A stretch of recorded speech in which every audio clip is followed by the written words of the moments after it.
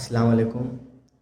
हम लोगों ने सिंपल इंटरेस्ट चैप्टर को स्टार्ट किया था और इसमें हम लोगों ने थ्योरीज़ वगैरह देखी हैं और कुछ क्वेश्चंस वगैरह भी सॉल्व किए हैं। उस थ्योरी में हमने देखा है, कुछ टर्म्स के बारे में डिस्कशन किया था कि जैसे मूलधन और प्रिंसिपल क्या होता है, ब्याज इंटरेस्ट क्या होता है, ब्याज दर या फिर रेट ऑफ इंटरेस्ट क्या होता है।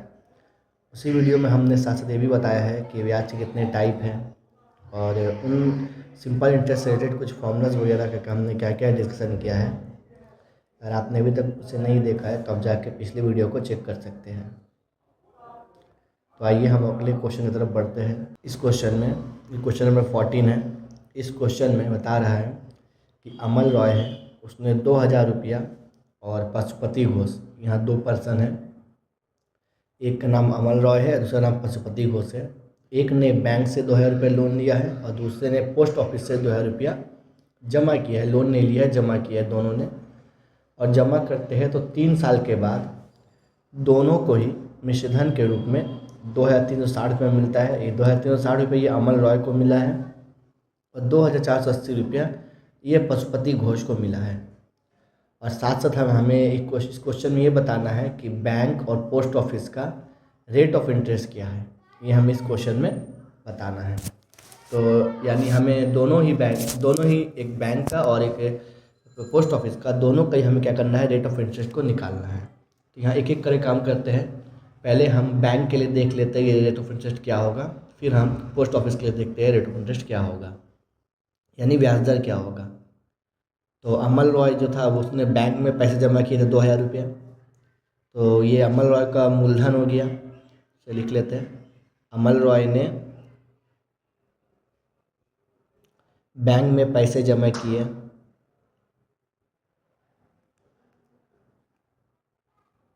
बैंक में पैसे जमा किए। ये जो पैसा कोई जमा करता है या कोई किसी से उधार लेता है तो वो क्या होता है, मूलधन कहलाता था। मूलधन को प्रिंसिपल कहते हैं, उसे पी से डिनोट करते हैं। तो वो क्या हो गया हमारा 2000 रुपया। लेकिन 3 साल के बाद मिश्रधन के रूप में अमल रॉय को कितना मिला, 2360 रुपया मिला। तो अमल रॉय का मिश्रधन, अमल रॉय को बैंक के द्वारा मिला मिश्रधन,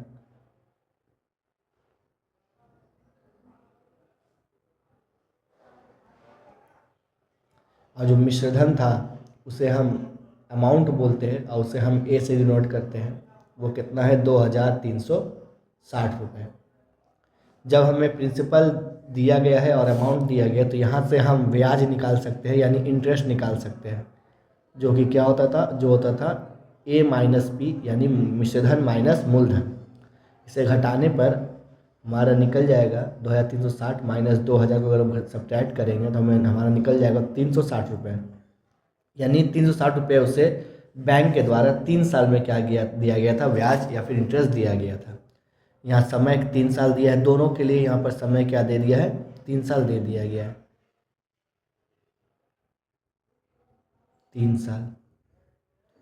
अच्छा, यहाँ पर अमल रॉय का जो मूलधन है उसको हम P1 से नोट करते हैं और उसके मिश्रधन को A1 से, क्योंकि इसके बाद पशुपति घोष के लिए भी लेना है तो वहाँ हम P2 और A2 ले लेंगे और ब्याज को I1 ले लेते हैं। तो यहाँ पर हमें निकालना क्या है, ब्याज दर निकालना है, यानी रेट ऑफ इंटरेस्ट।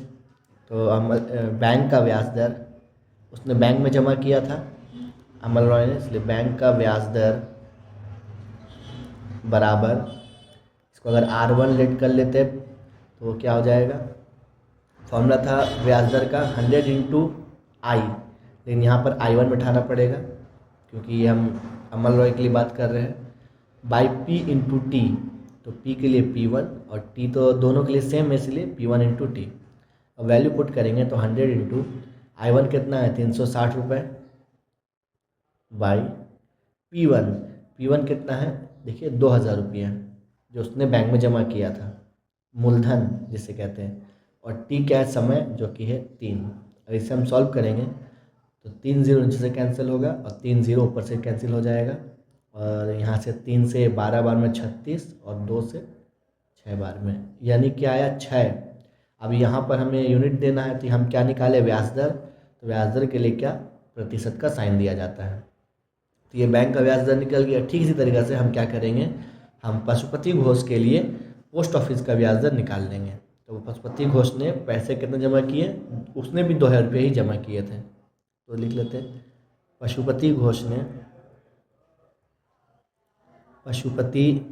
ने पोस्ट ऑफिस में पैसे जमा किए। उसने पोस्ट ऑफिस में किया था, पोस्ट ऑफिस में पैसे जमा किए। इसको ये मूलधन है तो इसे हम P2 से नोट कर लेते हैं, क्योंकि P1 हमने अमल रॉय के लिए लिया था। उसने कितना 2000 रुपये जमा किए थे, लेकिन पोस्ट ऑफिस से उसे मिश्रधन के रूप में 2480 रुपये मिला। पशुपति घोष को पोस्ट ऑफिस द्वारा दिया गया मिश्रधन,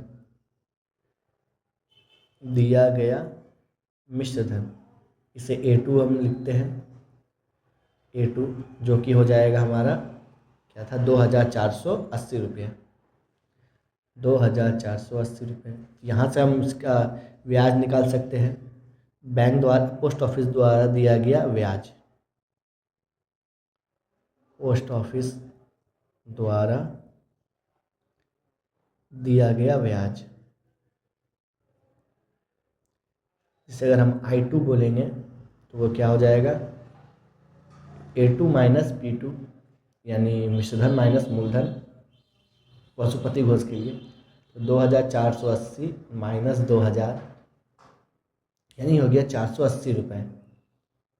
इन लोगों को इसको मिला ब्याज, कितना मिला, 480 रुपये। तो इसके लिए अगर हम समय तो सेम ही दिया है दोनों के लिए, 3 वर्ष का ही समय दिया है, 3 वर्ष का। अब इसके लिए क्या करते हैं, हम ब्याज दर निकाल लेते हैं। तो पोस्ट ऑफिस का ब्याज दर, पोस्ट ऑफिस का ब्याज दर,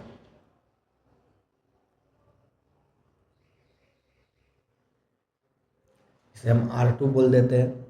तो फॉर्मूला तो वही सेम ही रहेगा, 100 इंटू, यहाँ पर I2 बढ़ाना पड़ेगा, बाई P2 इंटू T। तो 100 इंटू, तो इससे कितना ब्याज मिला था, 480 रुपये, बाई P2, इसने कितना मूलधन दिया था, 2000, और समय क्या था इसके लिए, 3 वर्ष का ही समय था। यहाँ से 3 जीरो नीचे से और 3 जीरो ऊपर से कैंसिल हो जाएगा। 3 से ये 16 बार में और 2 से 8 बार में, यानी पोस्ट ऑफिस का जो ब्याज दर है वो कितना है, 8% है। इसके साथ ही हमारा आंसर निकल जाता है, जो बोला था कि दोनों का ही ब्याज दर क्या करना है, हमें निकालना है। अगले क्वेश्चन की तरफ बढ़ें। इस क्वेश्चन में एक तांत समवाय समिति है, वो यंत्र चालित तांत खरीदते समय, मतलब कुछ मशीन खरीदते समय वो क्या कर रहा है, 15,000 रुपये उधार ले रहा है, लेकिन 5 साल के बाद वो उस उधार को चुकाने के लिए कुल 22,125 रुपये देने पड़ा। यानी जब वो 15,000 रुपये उधार लिया और 5 साल के बाद उसने कितना चुकाया, 22,125, यानी इसमें उसने 15,000 में कुछ एक्स्ट्रा चुकाया, वही क्या है, उसका ब्याज था। तो हम वहाँ पहले ब्याज निकाल लेंगे। तो बताया, हमने पूछा है कि बैंक का प्रतिशत वार्षिक ब्याज दर क्या होगा, ये हमसे क्वेश्चन पूछा गया है। तो पहले हम लिख लेते हैं कि उसने कितने उधार लिए थे, यानी वो हमारा मूलधन हो जाएगा। तांत समवाय समिति ने उधार लिए थे, तांत समवाय समिति ने उधार लिए, यही क्या है, हमारा मूलधन है। किसी को हम पैसा उधार लेते हैं या किसी को देते हैं, वही क्या मूलधन रहता है।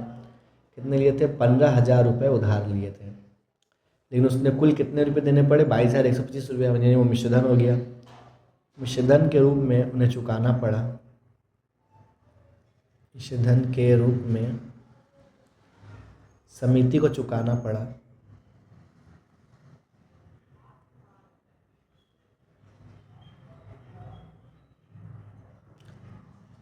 जो कि अमाउंट यानी ए है, कितना चुकाना पड़ा, 22,125 रुपये। अगर यहाँ से हम ब्याज या इंटरेस्ट निकाल सकते हैं तो ब्याज कितना आएगा हमारा, सब्ट्रैक्ट करने पर ए माइनस पी को सब्ट्रैक्ट करने पर हमारा आएगा 22,125 माइनस 15,000। अगर सॉल्व करेंगे तो 5 2 1 और 12 से 5 जाएगा 7, यानी 7,125 रुपये क्या करना पड़ा, उसे चुकाना पड़ा ब्याज के रूप में। कितने वर्षों में, तो 5 वर्षों में। यहाँ समय लिख लेंगे, समय बराबर 5 वर्ष।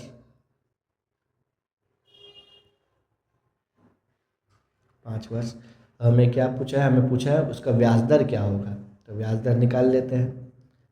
ब्याज दर जिसे आर से नोट करते हैं, तो फॉर्मूला क्या था, फॉर्मूला था 100 into I by P into T. तो 100 इंटू ब्याज कितना उसने देना पड़ा था, तो 7,125 बाई उसने मूलधन या फिर उधार कितना लिया था, 15,000 का, और समय था 5 वर्ष। और इसे सॉल्व करेंगे तो 2 0 कैंसिल हो जाएगा, और अगर इसे 5 से काटते हैं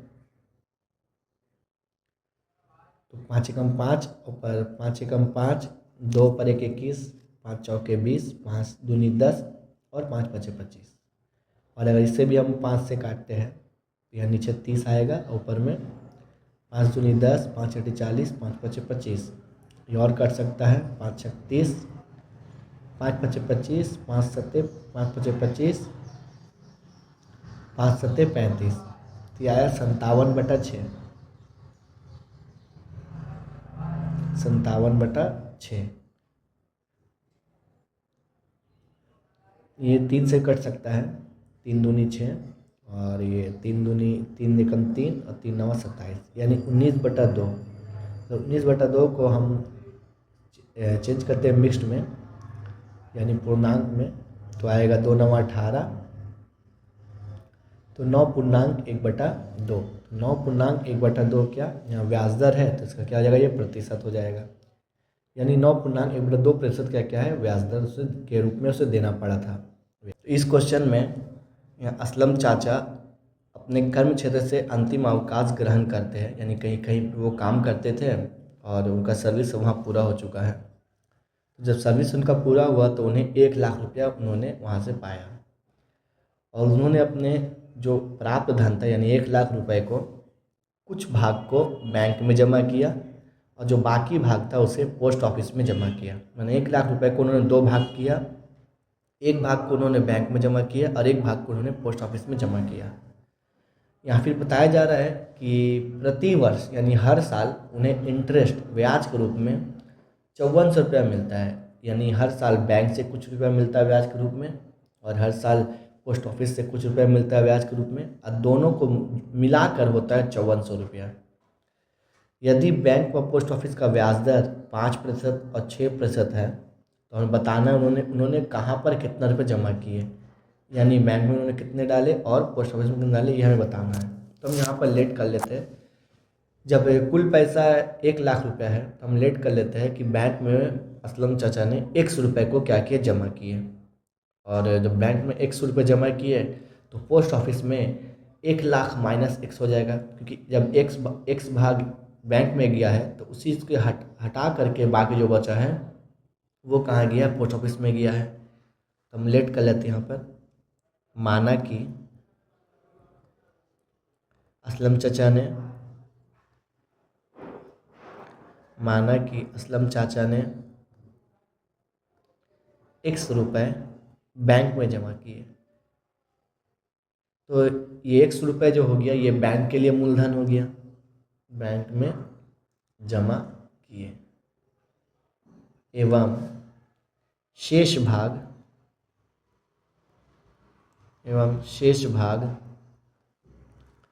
पोस्ट ऑफिस पे जमा किए। शेष भाग अगर देखेंगे तो शेष भाग हमारा क्या हो जाएगा, 1,00,000 माइनस 1, ये शेष भाग हो जाएगा। ये रुपए पोस्ट ऑफिस में जमा किए, तो 100 रुपये जो हो गया ये बैंक के लिए मूलधन हो गया, और 1,00,000 माइनस 1 जो है वो पोस्ट ऑफिस के लिए मूलधन हो गया, पोस्ट ऑफिस में जमा किए। अब बोला जा रहा है कि बैंक का जो ब्याज दर है वो 5% है, और पोस्ट ऑफिस का 6% है। तो लिख लेते हैं बैंक का ब्याज दर, बैंक का ब्याज दर वो कितना है 5%, और पोस्ट ऑफिस का ब्याज दर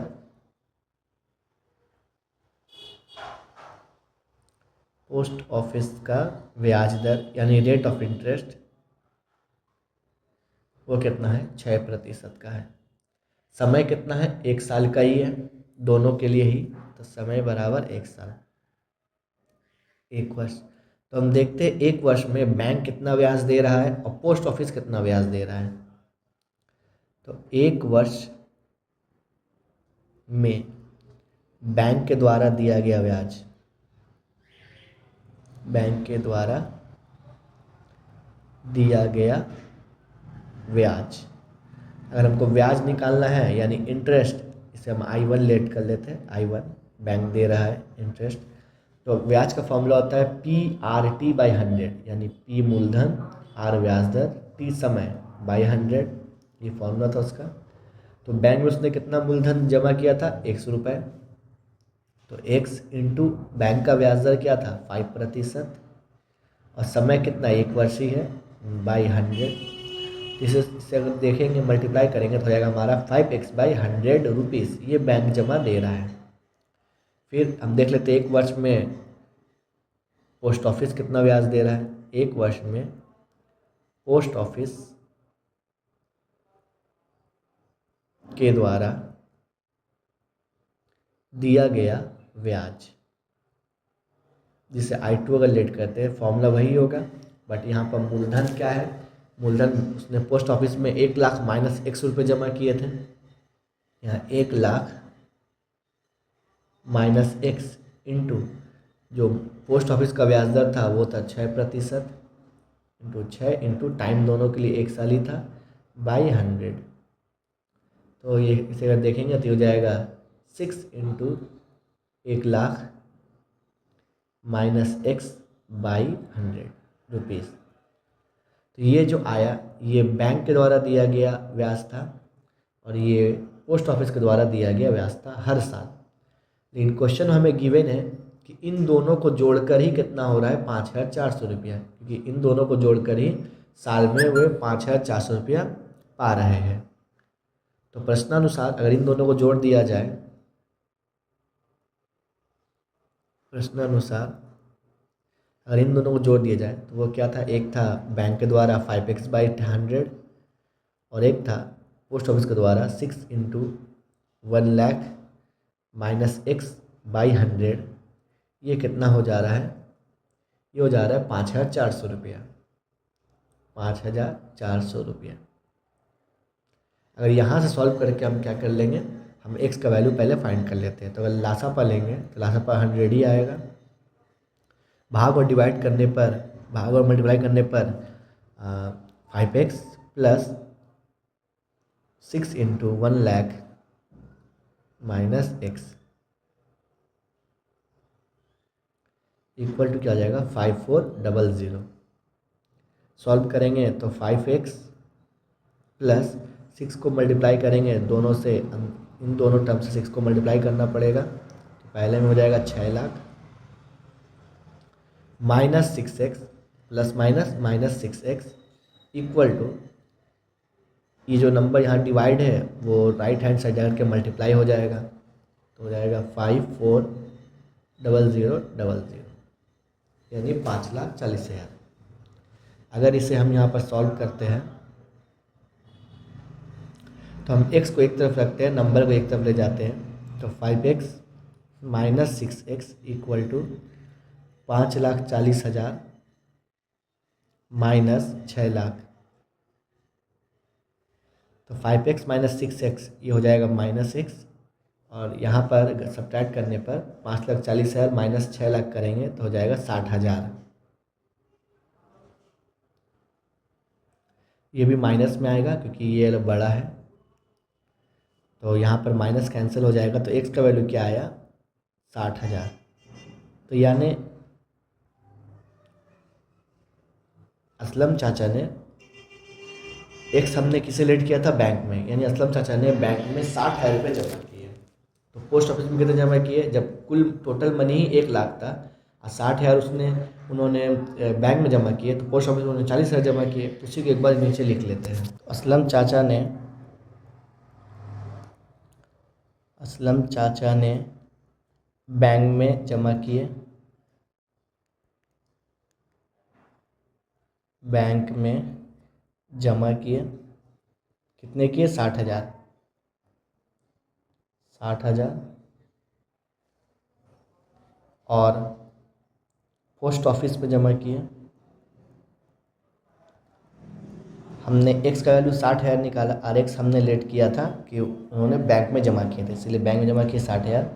अब पोस्ट ऑफिस में जमा कितना किया था, 1 लाख माइनस एक्स। तो अगर 1 लाख माइनस एक्स करेंगे तो 1 लाख, एक्स का वैल्यू तो 60,000 है, ये आ जाएगा 40,000। तो उन्होंने पोस्ट ऑफिस में जमा किए 40,000 और बैंक में जमा किए उन्होंने 60,000। तो इस क्वेश्चन में रेखा अपने संचित धन का जो जितना भी कमाया था, जो कि था 10,000 रुपया, उसको 2 बैंकों में उन्होंने डाला और इस प्रकार डाला कि 2 साल के बाद 1,280 रुपया ब्याज पाई। जिस तरह असलम चाचा भी अपने 1 लाख रुपये को पोस्ट ऑफिस और बैंक में डालते हैं, तो वो 1 साल के बाद कुछ रुपये पा रहे थे। तो यहाँ पर रेखा ने 10,000 रुपये को 2 बैंक में डाला, लेकिन ये 2 साल के बाद 1,280 रुपया ब्याज के रूप में पाई, ब्याज के रूप में पाई हैं। यहाँ बता दिया गया कि 2 बैंक का ब्याज दर इस प्रकार है, तो कितने रुपए कहाँ जमा की थी। ये बिल्कुल ही ऊपर ऊपर जैसे समझ का ही जैसा ही क्वेश्चन है। आइए इसे सॉल्व करते हैं। तो ये बिल्कुल जैसा हमने ऊपर किया बिल्कुल वैसा ही होगा। माना कि रेखा ने पहले बैंक में 100 रुपये जमा किया, माना कि रेखा ने,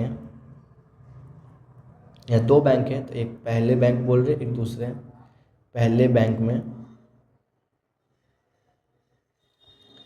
रुपए जमा किए, 100 रुपये क्या किए उसने जमा किए, एवं दूसरे बैंक में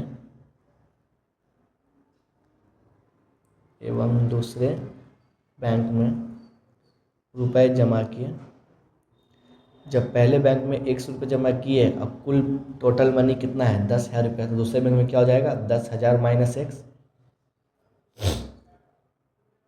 10,000 माइनस 100 रुपये हो जाएगा। अब यहाँ पर दोनों का ब्याज दर दे दिया है जो कि 6% और 4% है। तो पहला बैंक का ब्याज दर,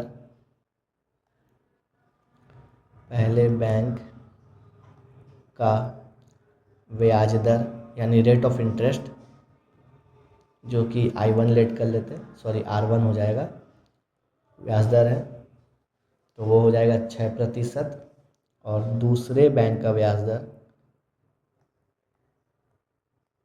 अगर इसे R2 बोलेंगे तो हो जाएगा 7%।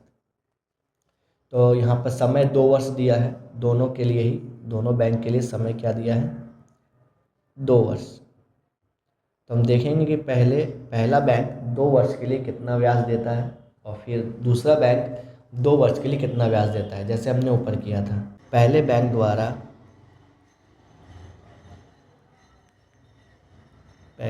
द्वारा 2 वर्ष के लिए दिया गया ब्याज,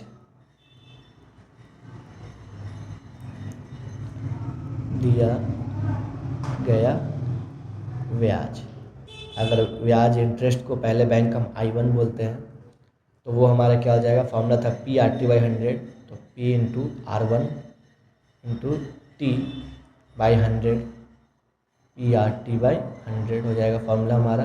अगर बैठाएंगे तो पहले बैंक में उसने 100 रुपये जमा किए थे, 100 रुपये, तो x इंटू R था 6% और टाइम था 2 साल बाई 100। सॉल्व करेंगे तो 12x/100 रुपया। इसी तरीक़े से दूसरे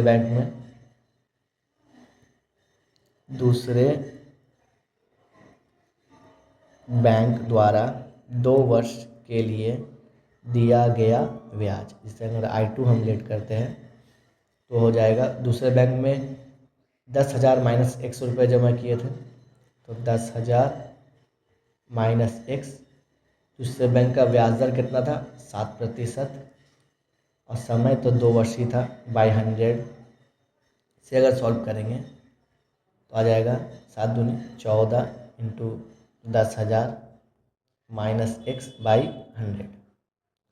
लेकिन हमने भी बताया कि इन दोनों रुपए को ही जोड़ करके, ये जो पहले बैंक द्वारा ब्याज दिया गया और दूसरे बैंक द्वारा दिया गया ब्याज, इन दोनों को जोड़ कर ही हो रहा है 1280 रुपये, क्योंकि 2 वर्ष के बाद वो 1280 रुपये क्या पाई, ब्याज पाई थी। तो इन दोनों को अगर जोड़ देंगे तो 1280 आ जाएगा।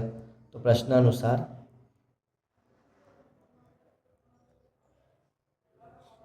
12x by 100 plus 14 into 10,000 minus x by 100, यही क्या हो जा रहा है 1280 रुपये। अगर इसे सॉल्व करके x का वैल्यू निकालते हैं तो लासा पाई 100 आएगा। गुना और भाग करने पर 12x और यहाँ से 14 into 10,000 minus x equal to 1280 रुपये। थोड़ा सा गुना जोड़ेंगे तो 12x और 14 क्या करेंगे, दोनों से गुना करना पड़ेगा। तो पहले में आ जाएगा 14,000 माइनस 14x इक्वल टू, ये नंबर जो यहाँ डिवाइड में है राइट हैंड साइड जा करके मल्टीप्लाई हो जाएगा।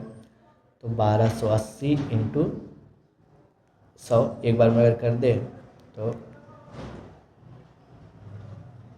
1,28,000। अगर x को एक तरफ रखते हैं और नंबर को एक तरफ रखते हैं तो 1,28,000 माइनस 1,40,000,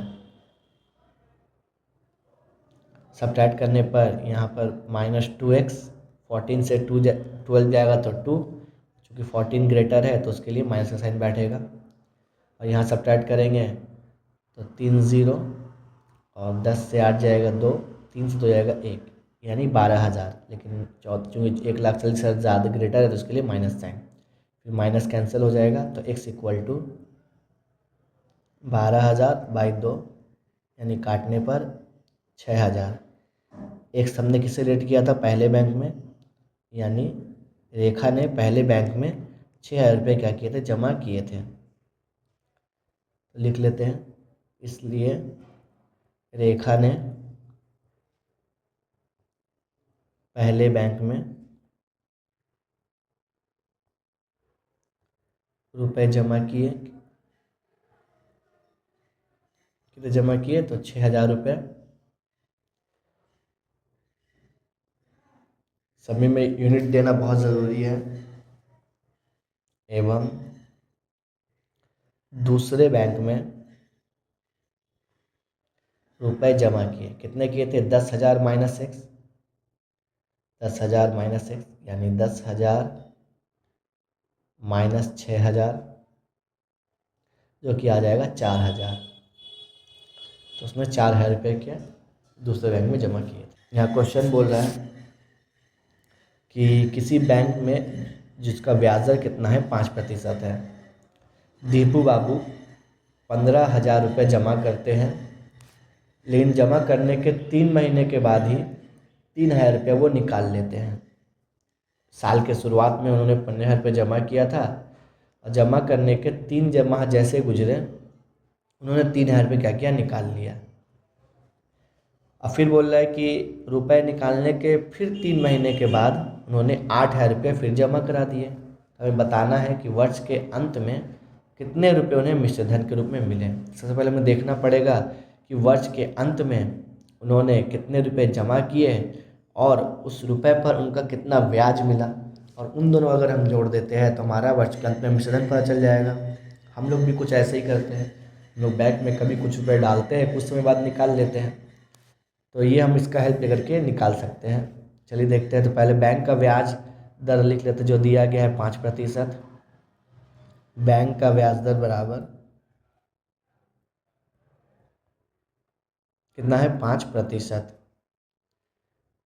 ब्याज दर को हम लोग आर से डिनोट करते हैं, तो आर बराबर 5%।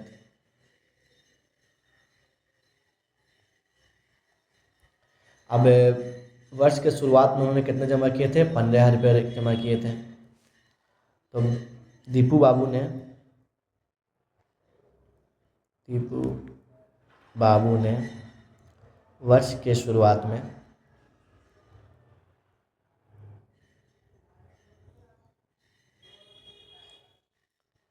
रुपए जमा किए। कितने जमा किए? तो 15,000 रुपये। लेकिन यहाँ ध्यान दीजिएगा, 15,000 रुपये जब जमा किए तो 3 महीने तक वे पैसे जमा ही रहे। 3 महीने के बाद उन्होंने क्या किया? 3,000 रुपये निकाला है। जब 3 महीने तक उन्हें 15,000 रुपये का ही ब्याज मिलेगा, तो हम देख लेते हैं 3 महीने तक 15,000 रुपये का ब्याज कितना होता है। 5% ब्याज दर के हिसाब से। तो 3 महीने तक 15,000 रुपये का ब्याज, क्योंकि जब वो बैंक में पैसा डाल रहे निकाल रहे, तो बैंक में जितना पैसा जमा रहेगा और जितने समय के लिए जमा रहेगा, बैंक उसी रुपए पर क्या करेगा? ब्याज देगा।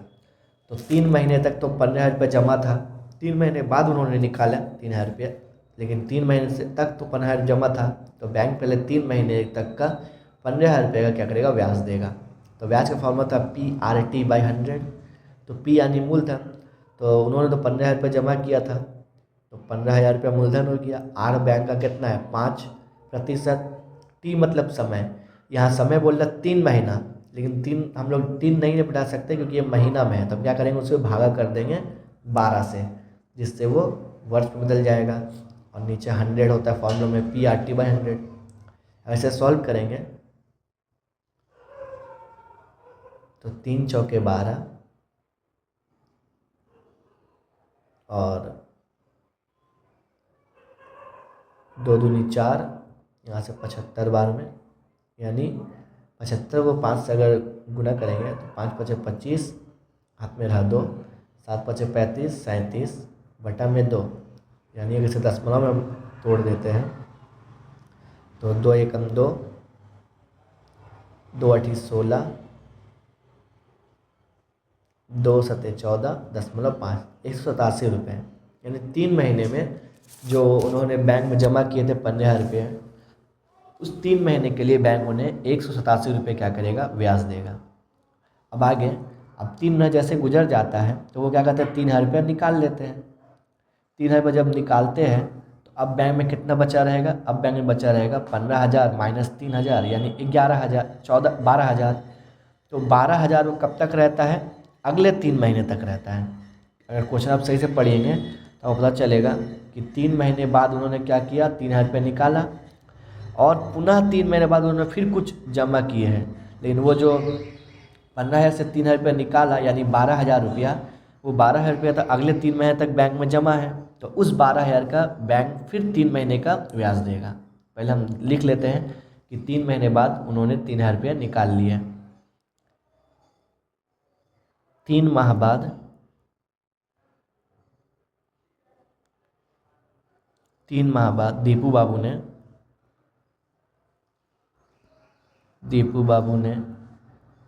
3,000 रुपये बैंक से निकाल लिए।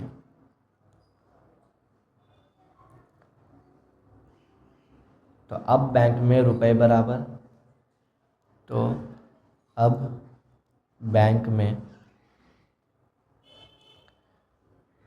जमा रुपए बराबर, तो कितना? पहले था 15,000, अब जैसे उन्होंने 3,000 निकाला, अब हो गया 12,000 रुपया। 12 रुपया बैंक में जमा है। अब 12,000 रुपये का उन्हें फिर से 3 महीने का ब्याज मिलेगा, क्योंकि अब 3 महीने बाद ही पुनः वो 8,000 रुपया जमा कर रहे हैं, लेकिन ये 12,000 रुपये अब 3 महीने तक बैंक में रहेगा, तो फिर से इस 12,000 रुपये का 3 महीने का ब्याज मिलेगा। लिखेंगे पुनः 12,000 का 3 माह का ब्याज, 3 माह का ब्याज।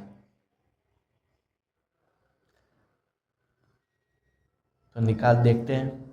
तो फॉर्मूला था ब्याज का PRT/100, तो P हो गया 12,000, क्योंकि अब बैंक में 15,000 जमा नहीं है, अब बैंक में 12,000 रुपये जमा है। आर कितना था बैंक का, 5% ही था। अब समय कितना है, समय 3 महीना है, लेकिन महीना हम ना रख के हम इसे वर्ष में रखेंगे, जिसे कर देंगे 3/12। अगर महीना रहता है तो उसे 12 से भाग करते हैं तो वर्ष बदल जाता है, और दिन रहता है तो उसे 365 से भाग करते हैं तो वो वर्ष में बदल जाता है।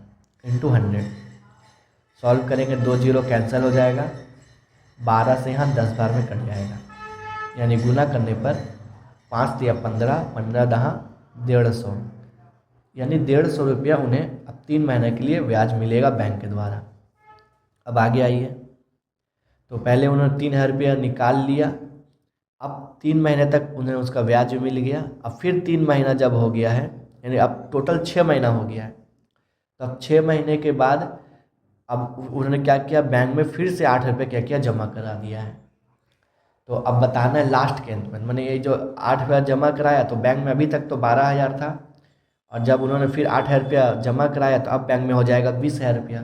अब उसका उन्हें बाकी के बचे महीने, यानी जब 3 महीना और 3 महीने गुजर चुका, यानी 6 महीने गुजर चुका, तो बाकी बचा 6 महीना, तो उस 20,000 रुपये का उन्हें 6 महीने का मूलधन ब्याज मिलेगा। तो उसे निकाल लेते हैं। पुनः उन्होंने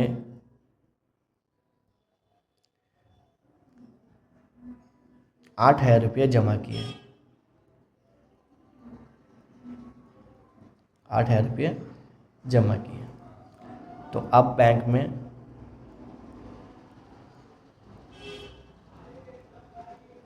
जमा रुपए बराबर कितना, बैंक में 12,000 था और 8,000 रुपया बैंक में जमा हो चुका है फिर से, तब हो गया 20,000 रुपया। 20,000 रुपया हो गया। अब 20,000 का उन्हें बाकी के बचे महीने, यानी 6 महीने जो बच गया साल के एंड होने के लिए, उसके लिए उन्हें मूलधन मिलेगा, सॉरी ब्याज मिलेगा। तो 20,000 का 6 महीने का मूलधन, या 6 माह का, सॉरी बार बार मूलधन बोल दे रहे, 6 माह का ब्याज। फॉर्मूला क्या है, PRT/100। तो अब बैंक में 20,000 रुपये जमा है, तो PR कितना है, 5%, समय कितना, 6 माह, यानी 6/12 वर्ष में बदल दिए बाई 100। सॉल्व करने पर 2 जीरो कैंसिल हो जाएगा, 6 से 12 और 2 से यहाँ पर 100, तो आगे कितना, 500 रुपये, यानी उन्हें 3 बार क्या ब्याज के रूप में पैसे मिले। एक 3 महीने के बाद 187.5 रुपये, बाकी के 3 महीने बाद 150 रुपये, और लास्ट के 6 महीने में 500 रुपये, तो कुल ब्याज उन्हें कितना मिला। तो वर्ष के अंत में कुल ब्याज पहले मिले थे 187.5 रुपये, फिर मिले 150 रुपये, और फिर मिले 500 रुपये। अगर इन तीनों को अगर हम जोड़ देते हैं तो 500, 150 और 187.5, यानी 5.7, 8×5 = 13, मेरा 1, 5×3 = 8, यानी कुल उन्हें 837.5 रुपये क्या ब्याज के रूप में उन्हें दिया गया। लेकिन बोला क्वेश्चन में दिया गया था कि मिश्रधन कितना मिला है, मिश्रधन के रूप में कितने पाएंगे। तो मिश्रधन निकालने के लिए हमें मूलधन और ब्याज को जोड़ना पड़ेगा। तो वर्ष के एंड में तो मूलधन था 20,000 रुपया, तो 20,000 और प्लस यहाँ से 837 रुपया मिल जाएगा। तो वर्ष के अंत में मिश्रधन बराबर, वर्ष के एंड में मूलधन कितना था बैंक में, वो 20,000 था, और 837 रुपया उसे मिला है ब्याज के रूप में, तो मिल के हो गया 20,837.5 रुपये। तो ये क्या था, यही है क्या आंसर है।